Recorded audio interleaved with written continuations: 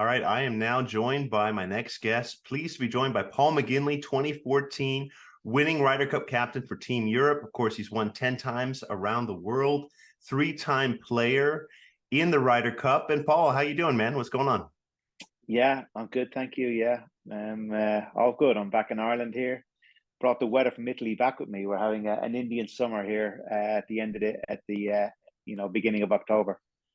Yeah, no, it's crazy how so much happened at the Ryder Cup. There's just so much to unpack, and I want to start with this. Actually, you often talk about the might of America. You've got to be ready to weather the storm. The might of America.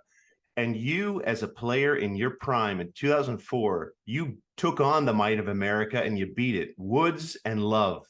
Remember you and Patrick Harrington there on Saturday in the afternoon session. How did you, what was that like? Like, what do you remember from a big takedown of Tiger and Davis Lowe? Yeah, I mean, boy, oh boy, that was a great win for us. I think Davis was three in the world at the time. Tiger was obviously in his pomp.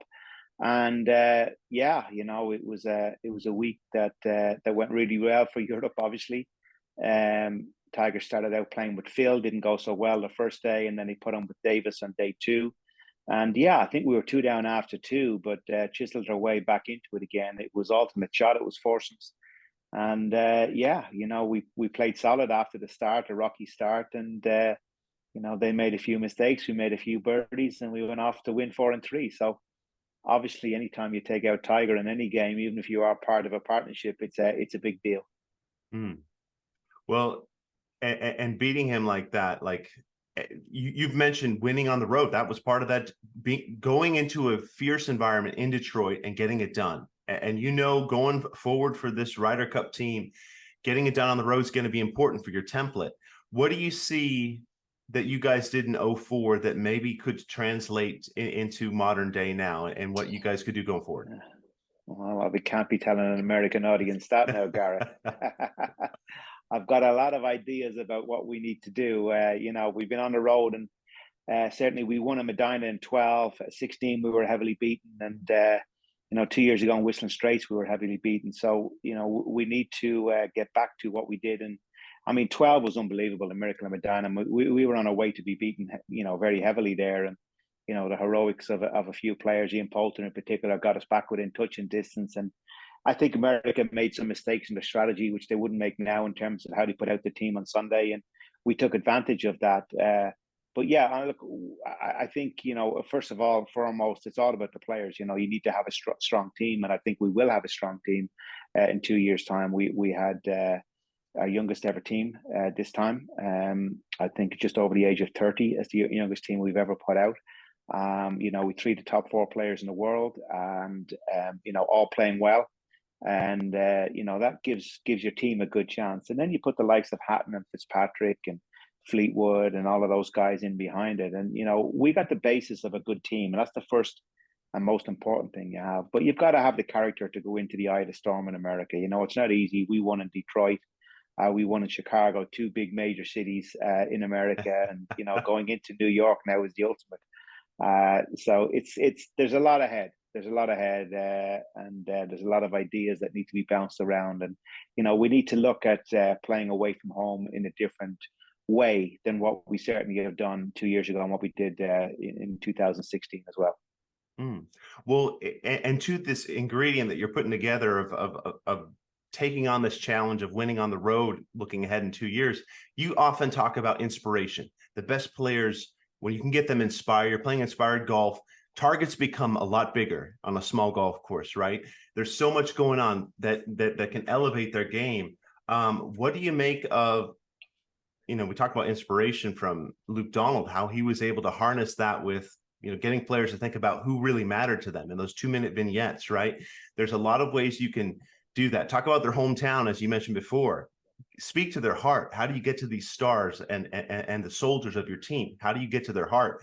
I mean, what other ways can you do that? Is it specific to when you're on the road? Are there other ways you can speak to their heart going into a big match, like Bethpage will see? Yeah, I mean, we got to dream up areas how we're going to do that, and I think the atmosphere is going to be electric in 2 years in New York, and it's about going into that, electric atmosphere and still performing, and whether that's kind of going underneath the surface and kind of letting it all become white noise and you kind of disengage from it, or whether it's going into the eye of the storm and enjoying, the banter that's going to come your way and the stick that's going to come your way, and feel like, I want to give it back to them a little bit, and this is how I'm going to do it with this shot.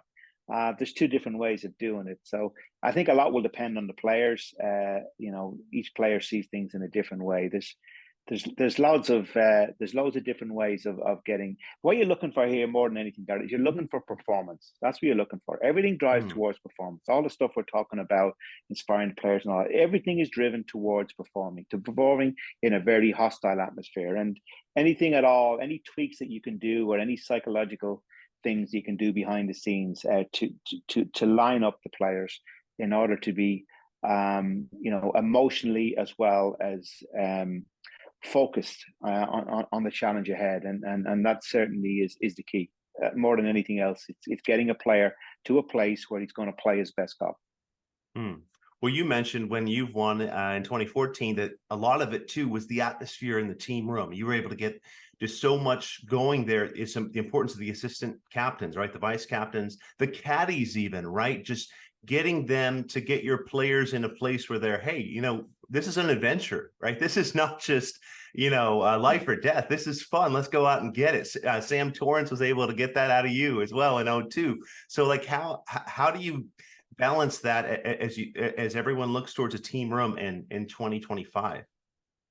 Yeah, I mean, that's the thing, you don't want to get the players too hyped up. It's one of the things that I was worried about on Saturday night in Italy was, with all the conjecture that went on in the car park and, the emotion that was obviously spilling out. The worry would be, would there be a reset overnight, and would the team come out focused the next day, or would they be too emotionally charged? Because if you get too emotionally charged, that gets in the way of performance as well. So, but Luca and his team looked like he did a really good job, and I was really keen to watch the body language on Friday morning in the singles of the first few games, and even Tyrrell Hatton was not losing the head, and that told me that, yeah, okay, this team has been reset overnight. And they went out and obviously played well. I think we won four out of the first 6 points, and we're pretty much over the line from there. So it's getting that balance right, and there's a lot of tweaking that goes on. There's man management that goes on in the heat of battle. A situation like that when Rory flares up and he's emotionally charged, and that's where a good captain comes in, and teammates as well, and kind of just lower down the tone again. Have a nice calm meeting.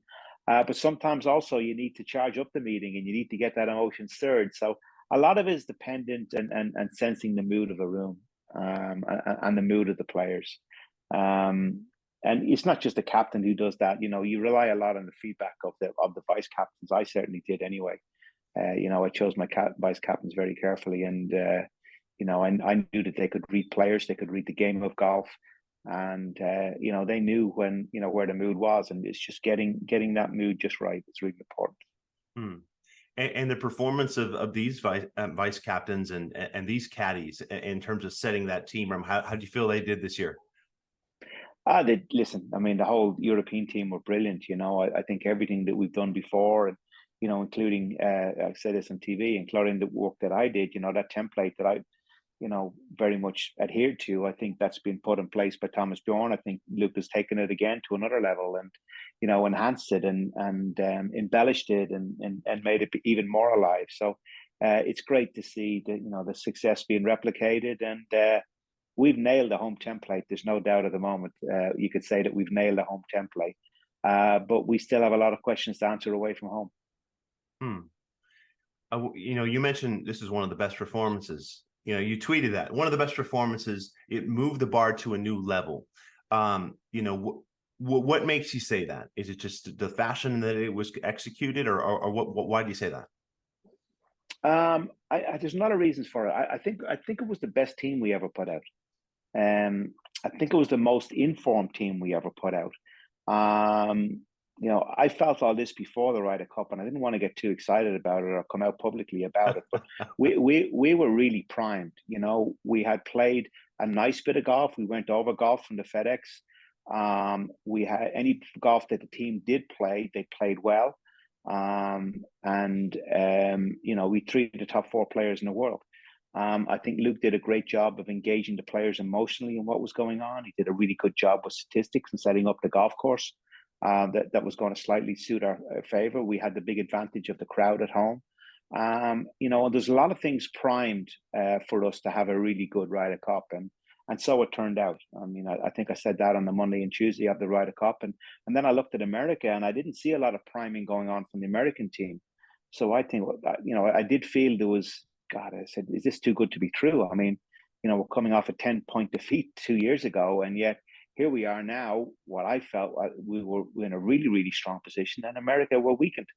And so it turned out. But you can never gauge these things 100%. But I certainly had a really good feeling, and I told all my friends. We have a WhatsApp group back in Ireland here, and I told them all on Thursday night, put a good bet on Europe to win. I really did feel we were going to win.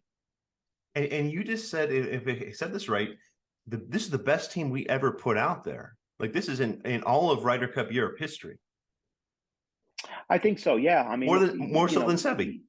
Yeah, well, you go back to the great players of Seve, and you go Fallows and the Langers and the Wisnums and the Montes, the Darren Clarks and wherever you want to go with, all of those great players. But, from 1 to 12, how strong were those teams that they played in? And I think if you were to rate everybody 1 to 12, I think this was the best team. I don't think we've ever had 3 of the top 4 players in the world before on our team. With a lot of really good players and high ranked players, but did we really have 3 of the top 4 players in the world? I don't think so. As great as Seve was, and Faldo and all of those guys, we almost had a double tiered team. Had a very strong front row, and then second row was not so strong, and we relied very, very heavily on those top players. Whereas now, or this Ryder Cup, I think Luke had the luxury of a pretty strong 12 players, and he illustrated that by playing everybody on the first day. And also everybody winning half a point or more. Right. And what does that do psychologically for your team?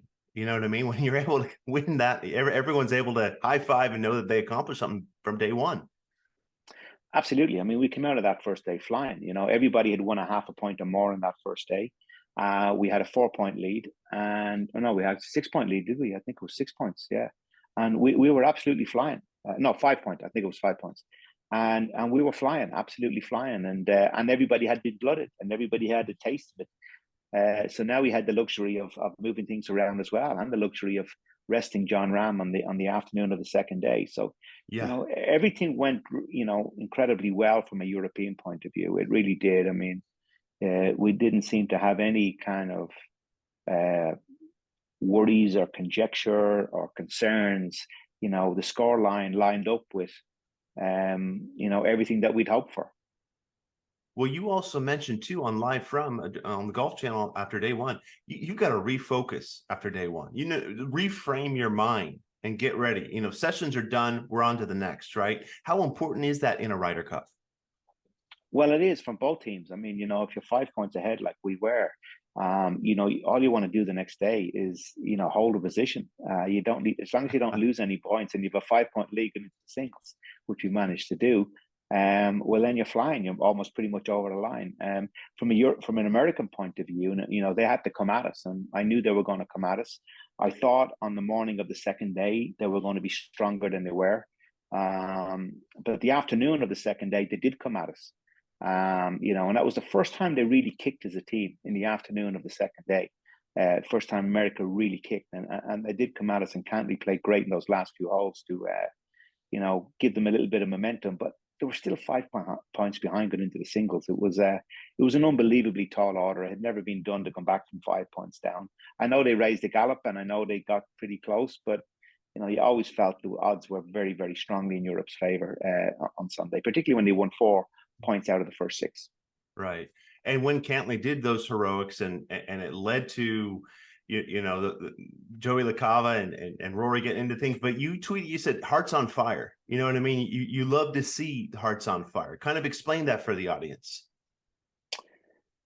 Yeah, it's just about being emotionally engaged. I think we all, whether it be playing soccer, whether it be playing baseball or whatever you're doing, even as a fan, when you're emotionally engaged in something, that's when sport is at its best. And I've certainly always felt when I'm emotionally really engaged in what I'm doing, that's when I have the most fun, and that's when I normally play my best. And but you got to get that balance right. It's not just about all fired up when you go out with a massive amount of aggression. That might be good in NFL or rugby or something like that, but in golf, it's not, because it's a mental game as well. So you got to get that balance right between, the saying I used as well too. It comes from the world of rugby. Heart's on fire, but head in a fridge. So as much as your heart is on fire and you're raring to go, you've also got, upstairs in your head, there's a cool, and centered focus about what you're doing, and getting that balance right as an elite sportsman. Well, that's nirvana. Should you get it right? Hmm.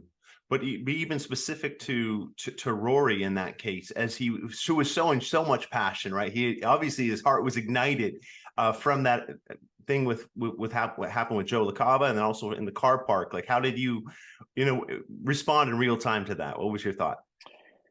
Well, at the time, I loved it. One of the things that I felt we were lacking in Whistling Straits was that we didn't have a lot of fight about us as a team. I know there was a lot of headwinds we had. We had a lot of players off form. We had an aging team. We had no fans there because of COVID. We hadn't practiced properly because of COVID. We got a qualification system wrong that finished too late. Players didn't have a lot of time to prepare. And, we had a lot of things going against us, against a very strong American team playing at home. And we went in and got a record loss there. But, it's a different story this time. We learned a lot from that, from that. I think a lot of credit to Luke, unearthing some new talent, energizing the top players in the team, getting them focused on where they need to be focused, and by leading by example. And those top players, you lead by example.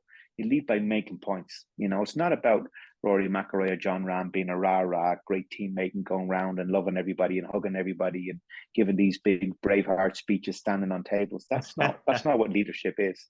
Leadership is leading by example and having really good body language. And I could certainly see that when they started out their singles on Sunday morning. There was a reset. There was a reset from all the emotion of the previous night.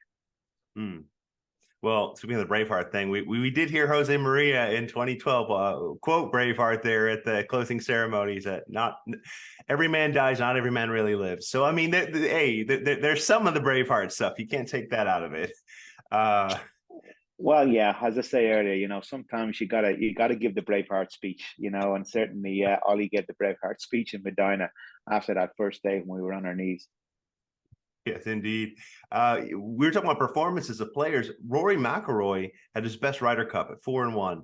What a performance! What did you make from how he was able to accomplish that? I think he was focused. I think he was emotionally engaged. I think he was primed. He'd had a pretty decent run. He's had a good run of form. I think he really enjoyed with a good partnership. He enjoyed his partnership, particularly with Tommy Fleetwood. I don't think he played his best golf, but he's got so much talent, and when he's focused and his heart's on fire, he's emotionally engaged. He's pretty formidable. He finds a way of getting the job done, and although I don't think he played his best golf in the Ryder Cup, he was an outstanding player in terms of points won, and he led by example. He led by example, and it was a big haul of 4 points out of 5. Well, and especially being on a team now devoid of Sergio and devoid of some of those perennial leaders. I mean, I'm sure that kind of elevated Rory's position, right? Yeah, I mean, he said that afterwards, that the fact that those guys weren't there kind of forced him and Jon Rahm and Tommy Fleetwood and Victor Hovland to kind of step into that leadership role, which they were very happy to do, and seemed to thrive on it. He said that it energized them, and well, the proof is in the pudding with the huge amount of the haul of points that those 4 players in particular had. Yeah. Yeah, proof in the pudding for sure with Rory. Well, hey, I want to look just briefly at Rory's last 10 years, and we think about, what do you make of what he's done in his last 10 years? I know he hasn't won a major. How would you assess it? Is there any sense of disappointment when you look at that, or how do you chalk that up? Of course, it's disappointment, because at the end of the day, he's going to be gauged by major championships because of who he is. But look, there's not a big title he hasn't won in the world of golf, whether it be the Australian Open, whether it be the Irish Open, whether it be any of the tournaments in America, wherever you want to go. whether it's winning the FedEx, whether it's winning in the race to Dubai, Wentworth. I mean, any tournament you want to go to of any significance in the world, Canadian Open, Rory McIlroy has won it. So, I mean, he's a standout player. He's a sensational player, and it's a shame that it's 10 years now. 10 years next year since he did win his his last major, but keeps going where he's going and not thinking about it too much and just going and playing and being emotionally engaged and getting that poise right between emotional engagement and head in the fridge as well too, and gets into that nirvana spot. I think it's a matter of time. He's starting to become really consistent now in the majors and churning out top tens and getting more and more in contention, and he's just got to keep on doing what he's doing. He's on the right track. Well, and speaking of doing what he's doing at Augusta specifically, is there anything that you see with him going into that week? I mean, it's just everyone knows the pressure he's under, but is there anything that you see with how he takes on that challenge? Yeah, I mean, the weight of expectation on his shoulders is huge, and that weighs heavy, and I don't know the answers around that, and that's where I think Bob Rotella is a very important guy, part of his team. It's dealing with those expectations and not just dealing with them, thriving on them. The greats. There's a reason why only 5 players in the history of the game have won 4 major championships. You've got to be something special to do that. He's on the threshold of that, but it's a quantum leap to finish the last one in particular. So we're going to have to, he's going to have to deal with that expectation. That's the biggest challenge. It's not the golf course. It's not his game. It's nothing else except dealing with that weight of expectation. Granted, there's a lot of competition now compared to might have been 10 years ago, but he's got to deal with that. And if you want to be, a Grand Slam winner and be only the 6th person in the history of the game to do that and move yourself into a completely different echelon from everyone in your peers, well, it comes with a price. And, that price is high expectation, but it's not insurmountable. Right. Yeah. It'll be interesting to see how he does here in these next few years at Augusta. And when I look at current events, what's happened in golf, Dunhill, the Alfred Dunhill, always a great event there in Scotland. We saw Martin Slumbers play with Yasser, as we see kind of that coming together. It looks to be that way.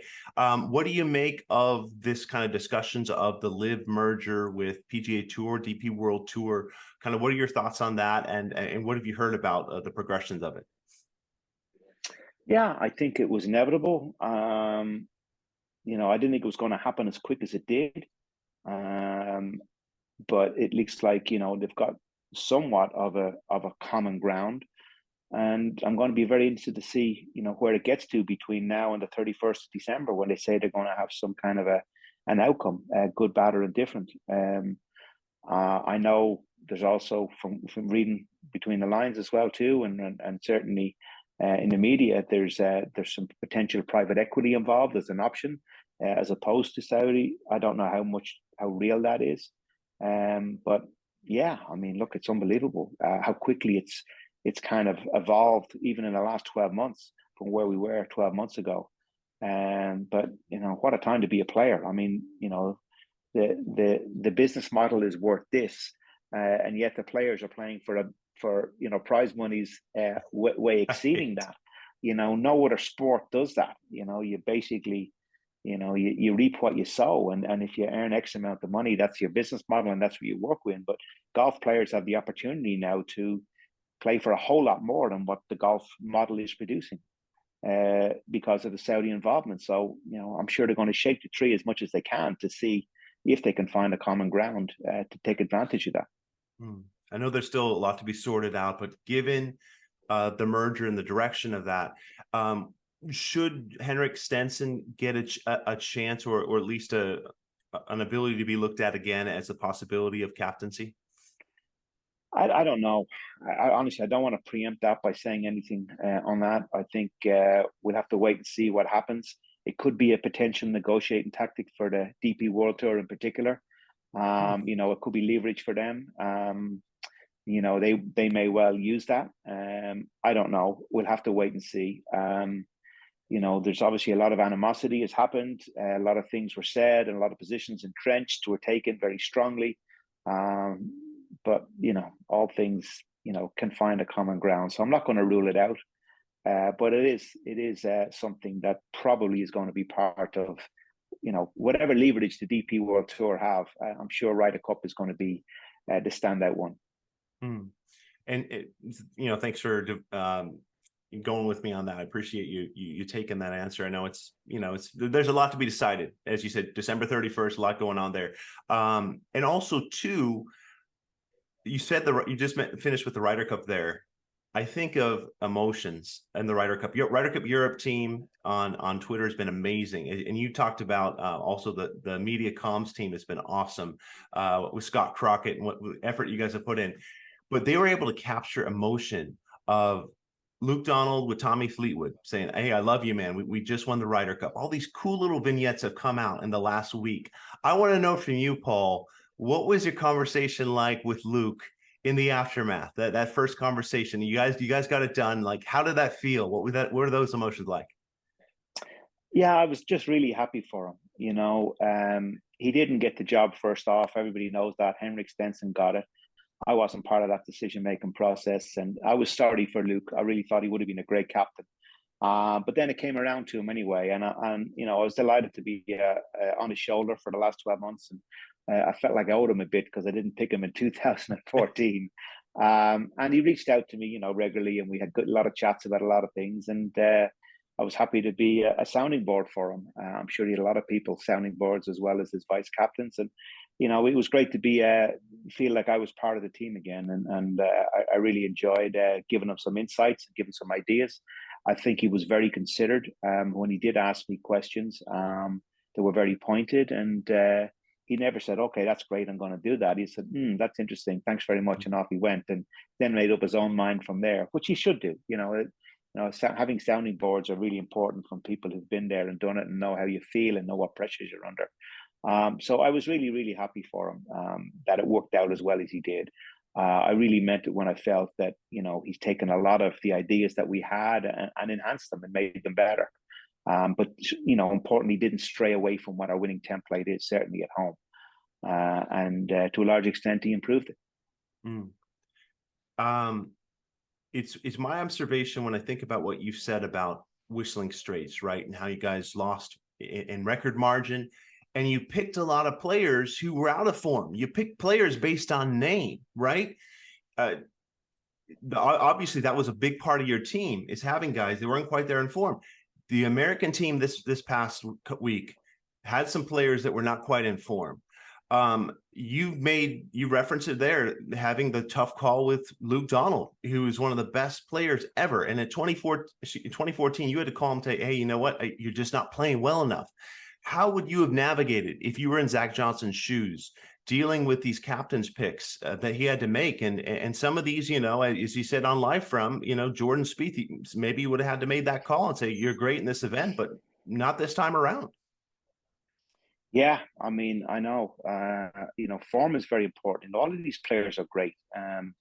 And what you're looking for in the captain more than anything else is guys, coming into form or having form going in. And I know from experience, I made one team in 2006 when I had made all my qualifying early in the qualification. By May of that year, I had made the team. So then I went through the summer and played pretty poorly in the summer. So I came into the Ryder Cup on off form. And because I qualified so early and I played so well early in the qualifying campaign. So, one of the things we did in Europe was tweak the qualification system a little bit, and try to find as many players in form as possible, and try to get guys pushing towards the line. And, going from 3 picks to 6 was important. It was important because of 2 things, because if you have 6 picks, so say you go from 3 to 6, it gives you 3 more opportunities to pick guys in form. But it also dismisses the 3 guys who are least in form out of the equation, and you don't have to pick them. So that was it was very important that we moved from 3 to 6.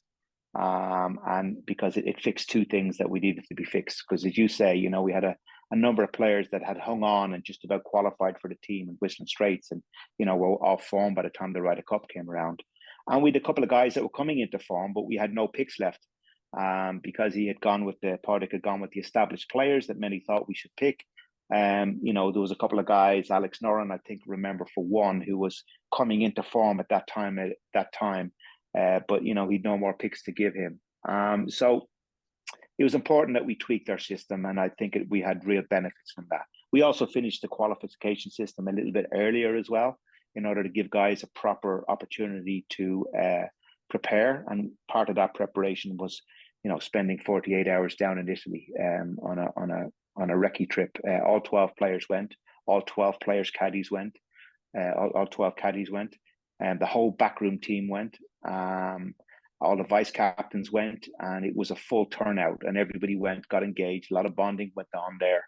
So people, they got to see the hotel, they got to see the golf course. A lot of them had played the Italian Open anyway. They got to meet the backroom team. They tried on their uniforms, so you didn't have to worry about that the week of the Ryder Cup. We got a lot of things done over those couple of days well in advance that made us hit the ground running with less to think about when we got to Italy. So we were a very, very well prepared and well drilled team by the time we got to Italy. And I kind of knew all that was going on behind the scenes, and it's part of the template is being prepared, and we certainly brought that to another level again. I don't think we'd ever had a team that had all gathered, because of schedules and stuff, had all gathered at the venue, a good 2 weeks in advance, which Luke did. So, I really felt, as I say, one of the reasons why I did feel on the Wednesday and Thursday beforehand that we were really, really primed for a good performance. I didn't think we'd win as easy as we did. But I also felt that America were not as primed as they should be. With 9 of the players not having played for nearly 5 weeks. You mentioned Nick Doherty at the captain's dinner that this Ryder Cup week, that you would have done it captaincy again if you would have been asked. Absolutely would have done it for a second time. Just the thrill of it all, right? What do you make of 2025 in Ryder Cup Europe and Luke and his prospects? Yeah, I mean, we've always been very strong in Europe that, it's a one go only thing, certainly in the last couple of decades. And there's so many guys lined up to be the captain. It's an unbelievable honor. And all the guys want to do it. It's a huge, huge honor when your peers vote you to lead them in a Ryder Cup. So it was kind of more out of that sentiment that I did not put my name forward after that, and or the captains didn't as well. But I think we're in a different place now, with a number of players going to live, and reading themselves out at this moment in time as we speak. I think there is an opportunity for somebody to go again, and obviously Luke, he's been widely talked about going again, because there's a little bit of a vacuum now, because we have lost 4 or 5 potential captains that were just kind of lined up one after the other. So don't be surprised if he goes again. But then again, the players committee, who I'm not involved in now, but they may have other views and go back to no, it's a one time only, and off we go. So we'll have to wait and see how that pans out. But I wouldn't rule out Luke, and I think these extenuating circumstances of the live guys off the pitch, combined with the fact that Luke came into the game late. Remember, he didn't get the full pretty much 2-year lead into it. He only had a year into it. Might be valid reasons to give him a second go. That's if he wants it, of course. A lot will depend. Everything will depend on whether Luke wants to do it again or not. It's not going to be easy in New York, that's for sure. Yeah. Well, speaking in New York, I mean, the Americans, do you feel like Tiger's the leading man at this stage? From what Americans are saying, yeah. I mean, certainly read that in the media. I don't know. I know Tiger is front and center at the moment in all that's going on with the negotiations behind the scenes with Saudi and PIF and potential private equity as well, and the PGA Tour. And I'm sure there's lots of stuff going on that's taken up his time and energies at the moment. So whether he wants to throw captaincy in on top of all that, I'm not so sure. We'll have to wait and see. And Tiger is his own man, as you know, and he'll make his own decision when he's ready. Definitely. Jon Rahm's coming off a really good Ryder Cup. Very impressive stuff. He says what you do there, what we have done or what you may do going forward really, truly doesn't matter, because once you walk through this team room and experience this, is what he said on that Sunday night. What'd you make of his performance? Just amazing. I think this guy could, go on to be something absolutely extraordinary. I'll be really, really surprised if he's not a Grand Slam winner at the end of his career. I think he's got the skill set to win, all 4 of the major championships. I think he's got the drive. I think he's got the ambition. He certainly got the game. He's just a competitive animal on top of everything else.